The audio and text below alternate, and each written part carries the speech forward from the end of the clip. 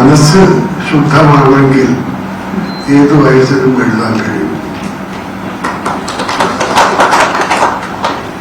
മനസ്സ് വക്രമാകുമ്പോഴാണ് വിഷമങ്ങളൊക്കെ വരുന്നത്.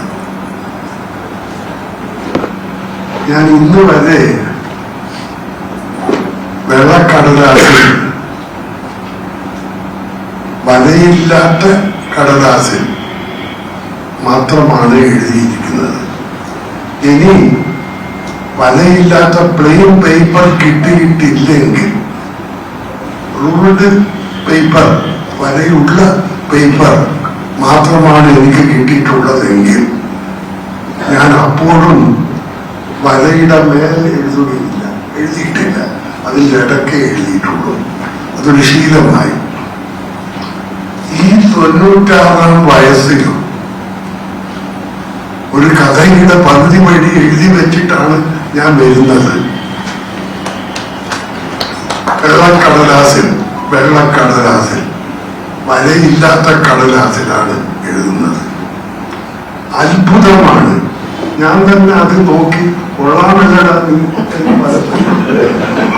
പലപ്പോഴും പറഞ്ഞിട്ടുണ്ട്. മറ്റു നിങ്ങളുടെ ഒരു സർട്ടിഫിക്കറ്റിന് കാത്തു നിന്നാൽ ചിലപ്പോൾ നിങ്ങളുടെ സ്നേഹമോ ദയോ വിചാരിച്ച് തരും. അതിലൊന്നും നിൽക്കാതെ ഞാൻ തന്നെ നീ കൊള്ളാമല്ലോ. ഇപ്പോഴും മാർജിൻ പുട്ടൂട് വെച്ച് വരച്ച പോലെ മാർജിൻ ഉണ്ടാവും. പങ്ക്ച്വേഷൻസ് വളരെ കറക്റ്റായിരിക്കും. വര വക്രമായി പോവുകയില്ല. ഇപ്പോഴും 2 ദിവസം മുമ്പ് വരെ ഇല്ല, ഇന്നലെ വരെ വളരെ അളന്നു നോക്കിയാൽ കൃത്യം എല്ലാം എനിക്ക് തോന്നുന്നത് വക്രമല്ലാത്തൊരു മനസ്സിന്റെ എന്തെങ്കിലും ഉണ്ടെങ്കിൽ അപ്പോഴത് പറഞ്ഞു തീർക്കും.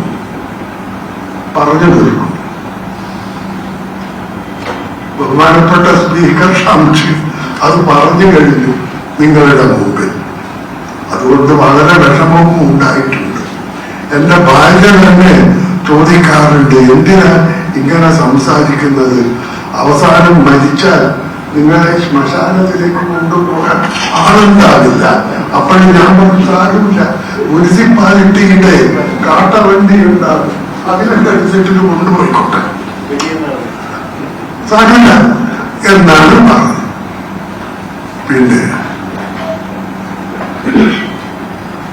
മാതൃഭൂമി മാനേജിംഗ് ഡയറക്ടറായ ശ്രീ ശ്രേയാംസ് കുമാർ പറഞ്ഞു, ഈ പുസ്തകം മാതൃഭൂമിക്ക് കൊടുത്തതിന് നന്ദി. ഞാൻ നന്ദി പറയേണ്ടത് 48-ൽ കഥ എഴുതിയ ഞാൻ 50-ലാണ് മാതൃഭൂമിയിൽ കഥ കൊടുക്കുന്നത്. ആദ്യം മുതൽക്കേ കഥ കൊടുക്കുന്നുണ്ട്, അത് കിട്ടിയ മുതൽ തിരിച്ചു വെച്ചിട്ടുണ്ട്.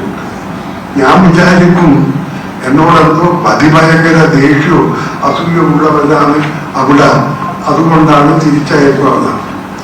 മംഗളോദയം പോലുള്ള ഏറ്റവും മികച്ച മാസികകൾ കവർ പേജിൽ തന്നെ എന്റെ പേര് വെക്കുന്നു. 18 വയസ്സ് കഴിഞ്ഞ ഒരു പയ്യന്റെ മാതൃഭൂമിക്കല്ല എന്റെ കഥയെടുത്തു. ഒടുവിൽ 1950 കോളേജിൽ പൂട്ടിയപ്പോൾ എന്തോ ഒരു ആവശ്യത്തിന് എനിക്ക് കോഴിക്കോട്ട് വരണം. അപ്പോൾ എന്റെ കയ്യിൽ ഒരു കഥയുണ്ട്.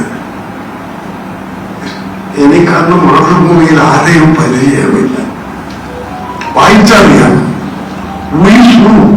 എന്ന് നല്ല ബോധ്യവുമുണ്ട്, പക്ഷെ നേരിട്ട് കണ്ടിട്ടില്ല, പരിചയമില്ല.